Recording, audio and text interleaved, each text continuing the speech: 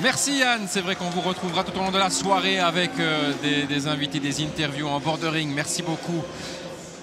Bilal Lagoun fait son entrée sur le ring, Hermano. Bilal Lagoun avec cette ceinture que vous voyez là. Elle n'est pas en jeu ce soir, cette ceinture. C'est la ceinture IBF intercontinentale. Elle sera en jeu au mois de décembre du côté du RTL Spirodome. Bilal Lagoun, c'est 23 victoires, dont 12 par KO. Une seule défaite de nul. Mais c'est aussi un beau palmarès. C'est vrai que c'est un lourd léger comme Ryan Merry. Et c'est comme l'a dit Alain Van Acker, c'était le pendant néerlandophone, du côté néerlandophone de Ryan Merry finalement. Oui, oui, effectivement. Enfin, il y a un vrai pendant qui est Ngabou aussi. Ngabou. Donc, mais c'est vrai qu'ils sont tous les trois dans le même pool, tous les trois dans le même niveau. Des lourds légers, oui. Tous les trois lourds légers, même niveau, chacun dans sa propre fédération. Donc IBF pour Lagoun et WBA pour Ryan Merry.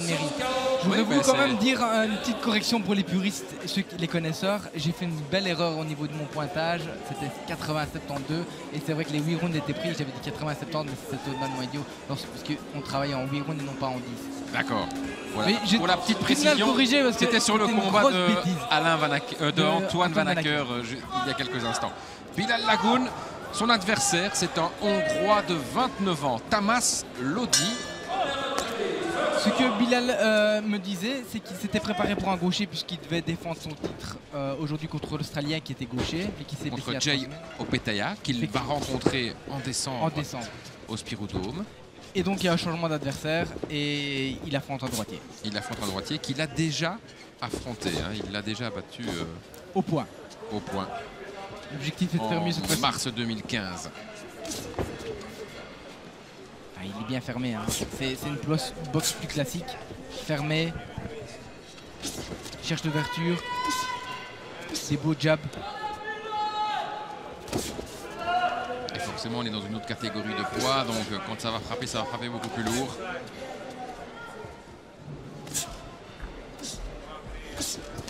Ouais, belle course. Bilal Lagoun qui est rentré finalement donc dans l'écurie de Alain Van Acker il y a peu. Hein. Attention au crochet gauche en contre. Non mais c'est bien d'avoir dans la même écurie deux prétendants à une ceinture mondiale. En plus du même poids, lourd léger.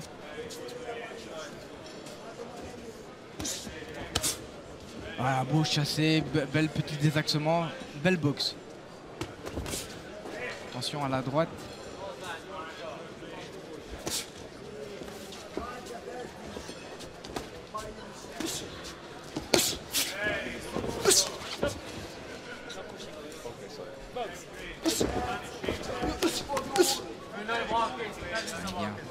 C'est pas un round qui a commencé avec de l'observation. Hein. C'est vrai que directement on va vers l'adversaire. Comme vous avez dit, ils se connaissent vu qu'ils se sont déjà rencontrés.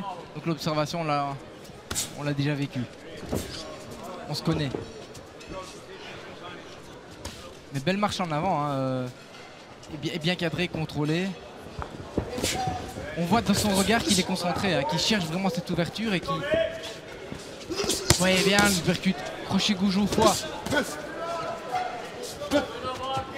Il chasse bien le direct du gauche du Hongrois.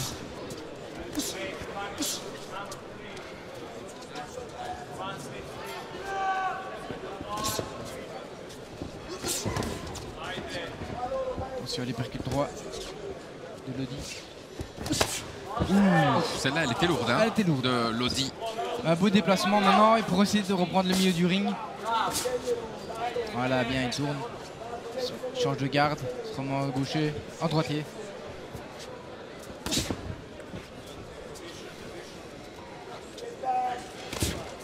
Attention, crochet gauche au foie du Hongrois. Ouais, belle gauche droite. C'est bien enchaîné de Lagoun. Il prend les 10 dernières secondes, hein. Il essaie de prendre le round. Bah, il a pris le round, mais il essaie de s'en assurer. La fin de cette première reprise à l'avantage de Lagoun. Et on voit dans son coin un autre lourd léger, qui est Geoffrey Batelleux, les joies. Son soigneur. Son coach, croate. Il est revenu de Croatie, Bilal Lagoun. C'est ce qu'il nous disait. Allez, j'en profite pour faire un petit mot, Hermano, parce qu'il y aura une soirée spéciale ce mercredi 24 octobre du côté de Touré Taxi avec un gala de boxe, une soirée, un gala de boxe, punchforlife.be pour en fait toutes des personnalités qui vont boxer. C'est aussi parrainé, Riyad Mehri sera le parrain de cette soirée spéciale. C'est pour Make-A-Wish, pour évidemment les enfants malades par exemple. Et il y aura des personnalités qui vont boxer, notamment nos collègues à RTL, Émilie Dupuis face à Sandrine Corman. Oui, et il n'y a pas que des personnalités, puisqu'il y a beaucoup de personnes pour leur premier combat. Ils ont décidé pour cette association de monter sur le ring, vraiment. Je trouvais ça magnifique. Ouais, le message est passé, c'est une cause évidemment importante et donc on souhaite évidemment beaucoup de succès pour ce gala parrainé par Riyad Mehri. Avec leur principe que les combats ne s'arrêtent pas au son de la cloche. Allez, Bilal Lagoun, offensif ici. Il avait mis Thomas Lodi dans le coin. Il essaie de continuer le travail. Ouais, bien. Ça frappe lourd, hein, Hermano. 2 crochets au corps, gauche, droit. Il coince bien, il accroche bien dans les cordes, il les coince. Voilà, il me fait mentir. Et il reprend le milieu du ring, jab. Attention, un peu bas le crochet gauche. Ouais, c'est ce que Lodi fait signe aussi.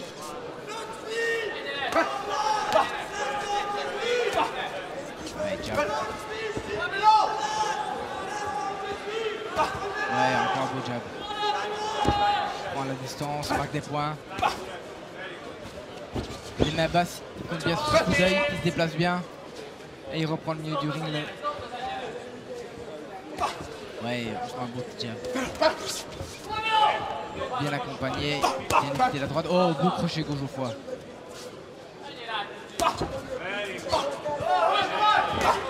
Il touche pour l'instant Bilal. Ouais, belle gauche-droite. Recherche du percute droit. Oh, belle esquive, belle esquive. Ouais, très très belle esquive de Lagoun. Crochet gauche.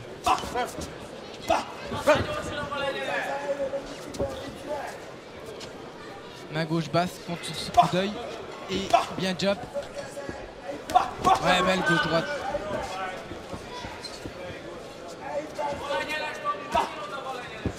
Jab. Petite droite pour garder la distance. Beau désaxement. Aussi, oui. Beau déplacement. Faut pas rester dans les corps, faut pas rester dans les corps. Bien, belle esquive. Bien sorti tout de suite parce qu'on a senti que Lodi voulait vraiment le coincer là. Et il reprend le milieu du ring. Attention. Poussée de l'épaule.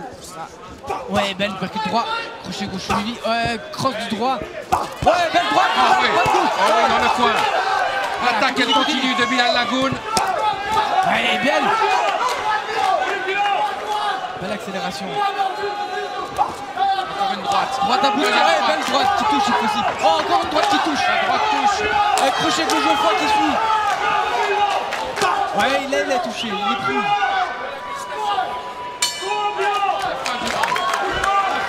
Un beau round pour lui. On voit Bilal Lagoun.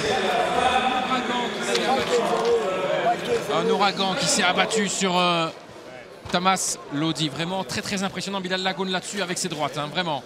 Donc bien là, on voit, il retourne, il contrôle, après il reprend le milieu du ring et là voilà, il accélère. Et il y a quelques droites qui ont fait mouche, j'espère qu'on va les revoir en ralenti. Notamment une lorsque Thomas Ladi était dans le coin, vraiment coincé. Gauche-droite. Boxing skill, push him, make pressure. Voilà, là, droite-gauche et puis une petite série qui a suivi. Ouais, belle hypercute. Oui, c'était beau ça, je l'avais pas vu l'hypercute. Just forward.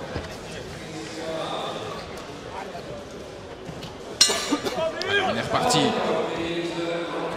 pour cette troisième reprise avec Lagoun qui avance tout de suite. Et il y va, il enchaîne avec des gauches-droites. Ouais, bien bloqué. Jab. Direct du gauche pour prendre la distance, pour marquer des points. Et ça marque des points justement.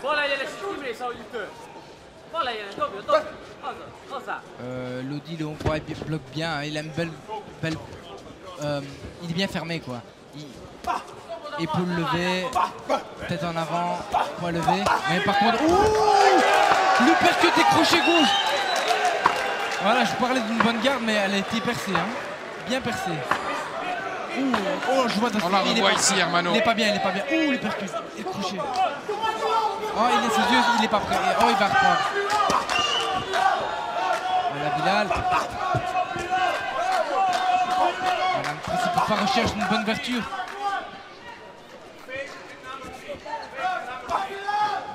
Direct du gauche, toujours. Pour mettre à distance, pour travailler, pour trouver l'ouverture. Oh, bon crochet au foie. Ah, le crochet sur le foie. Ça pèse, ça fait mal. Encore, il y retourne. Ça coupe les jambes. Il travaille bien en bas à haut.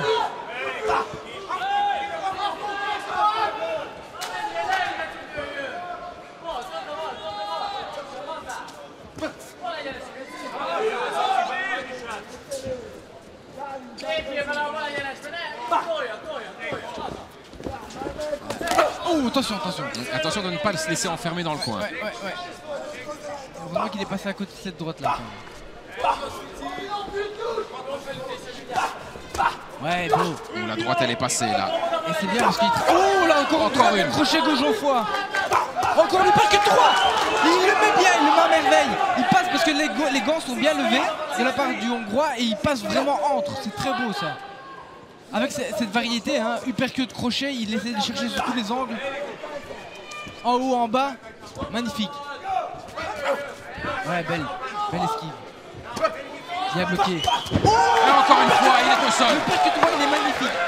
Il passe entre les gants, il passe en plein entre les gants. Ouais, c'est un combat très difficile pour eux. Lodi saigne également du nez. Allez, on boxe. Ouais, il travaille au foie. Il travaille bien en haut, en bas. Encore une fois, le foie. Très compliqué pour Lodi. Lagoun est inarrêtable pour l'instant dans ce combat, dans cette troisième reprise. Ouais, c'était l'enfer. Lodi a vécu l'enfer ici. Et honnêtement, c'est pas facile parce que les points de Lodi sont bien levés, mais il passe entre les gants. Il perce la garde. On revoit ici, voilà, c'est vrai. Ici c'est le crochet gauche. Un beau travail au foie là. Il esquive bien aussi derrière. Et 2 fois il a touché le foie. Pour ceux qui n'ont jamais pris un coup au foie, je peux vous le dire, c'est le pire coup qu'on peut recevoir. Ça vous coupe les jambes, ça vous coupe la respiration. J'en ai pris quelques-uns en entraînement et c'est devenu mon coup favori parce que je sais ce que ça fait contre France. Et là, on voit, il le fait à merveille. Mais vraiment, comme il passe entre les gants avec son uppercut droit, comme cette déhanche, c'est magnifique. Belle boxe. Oui, une belle boxe et aussi très efficace parce qu'il touche très souvent. Oui, ça recommence directement. Il parce attaque. Que Lodi, elle est points levés, hein. Vraiment, pour ça, on ne peut pas lui reprocher cette capacité à passer dans la garde. Oh, attention. Ah, la réplique. Faut pas rester là. La réplique du Hongrois. Belle réplique. Faut pas rester là. Que... Oh, bon travail encore en dessous. Attention. On va tomber sur sa droite.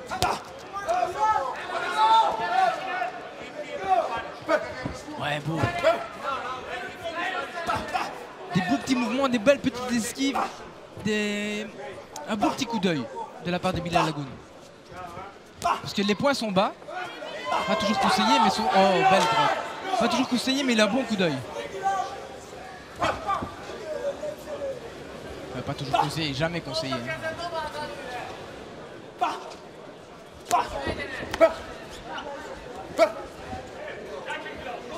Ouais, belle droite.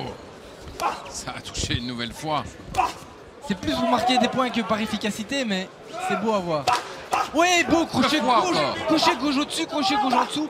J'adore.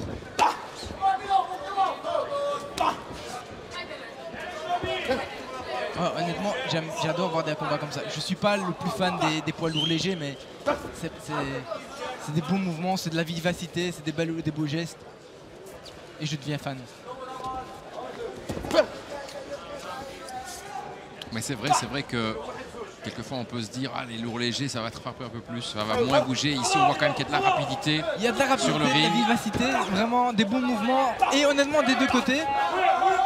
Deux styles différents, mais c'est beau à voir des deux côtés. Attention, attention, au cross du droit de Lodi. Et ce qui est bien, oh, le coup au flanc encore. Il en a mis 2 d'affilée, ils sont terribles. Oui, il y a une variété. Oh, le troisième au foie. Et c'est fini, celui-là il fait trop mal. Ouh, ouh, ouh. C'est fini, c'est fini. La victoire. Ah, ça c'est horrible. Pour Bilal Lagoun. Ah, celui-là. Ah, celui-là, on n'en récupère pas. En tout cas, on n'en récupère pas dans 10 secondes. Ouh. Oui, l'arbitre a tout compris. Ça fait très très mal. Oh là là. J'ai mal. Vous avez mal pour lui. J'ai mal rien qu'à le voir. Vous avez mal pour lui. Victoire de Bilal Lagoun. Une victoire indiscutable. Indiscutable tant le boxeur de Ninove s'est montré supérieur à son adversaire. Vitesse, il y avait de tout, hein. Vitesse, variété dans les coups parce qu'il a frappé sur le foie, il a frappé au visage, des uppercuts, des directs, c'était vraiment très très complet. En cherchant tous les angles, donc il va avec l'uppercut, il va chercher le crochet, il va avec le direct, il cherche l'angle, il va en haut, en dessous. Donc j'ai vu quelques belles combinaisons comme crochet gauche au-dessus, crochet gauche en dessous, faire un petit pivot, revenir avec un uppercut. Il cherchait tous les angles, c'était très beau. On va rejoindre Anne Ruet. Vous êtes avec un invité. Et oui, Alex Miskirtian, dit Alex Boom Boom pour les plus spécialistes. Alex, ça vous fait quelque chose, je pense, d'être ici au Country Hall de Liège. Le rendez-vous était pris il y a tout juste 4 ans. Oui, bonsoir. Oui, bien sûr, ça me fait chaud au cœur parce que c'est grâce à ce stade-là que je suis devenu numéro 1 mondial, que j'ai dû aller faire mon championnat du monde. Et voilà, c'est ici que je suis devenu numéro 1 mondial, bien sûr. On espère que cette salle va aussi porter chance à Riyad Merhi. Alors on l'a dit il y a quelques instants en compagnie d'Alain Van Acker, la dernière fois qu'on a diffusé Riyad Merhi, c'était malheureusement ce championnat du monde perdu. Qu'est-ce qui reste comme trace au niveau psychologique pour Riyad Merhi selon vous, quelques mois après cette défaite qui lui a fait mal, hein? Ben écoutez, c'est pas quelque chose de facile, hein, parce que je suis passé par là. Je suppose que c'est assez dur à apprendre, à encaisser, mais voilà, on est des combattants. Voilà, la défaite, c'est avec les défaites qu'on apprend, je dis toujours. Donc voilà, c'est à lui à prouver qu'il est capable de le faire. Et je crois que Riyad, c'est un garçon qui est capable d'aller beaucoup plus loin, parce que je crois qu'après cette défaite, il travaille beaucoup plus dur. Oui, parce que dans ces cas-là, tout sportif se doit de se poser un nouvel objectif. Le nouvel objectif, c'est de briguer à nouveau un titre de champion du monde dans les 2 ans. Est-ce cohérent, est-ce crédible selon vous? Mais bien sûr, voilà, comme je dis toujours, c'est le travail qui paye. Le talent, je dis toujours, le talent, ça ne suffit pas. Il faut travailler dur. Je dis ça à tous les jeunes, à tous les amateurs, à tous les novices et à tous les pros. Il faut travailler dur, voilà, tout simplement. Le message du spécialiste est bien passé. Il a dit aussi que le fait de jouer à Marseille, de ne pas être en contact direct avec son public, ça avait joué en termes de concentration, même peut-être de réflexe aussi. Vous pensez qu'un championnat du monde organisé ici, c'est ça la bonne occasion pour lui de fêter ce titre? Peut-être. Mais je veux être honnête avec vous, hein. Moi, je suis quelqu'un qui dit toujours la vérité.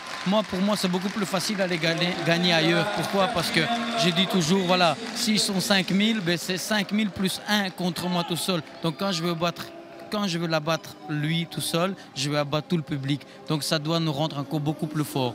Mais je souhaite à Riyad de devenir champion du monde. C'est tout le souhait que j'ai pour lui et bien sûr pour notre pays, pour la Belgique, d'avoir un champion du monde. Évidemment, et un mot sur Bilal Lagoun. On rebondit sur les images qu'on voit à l'instant, évidemment, cette victoire. Que pensez-vous de ce boxeur?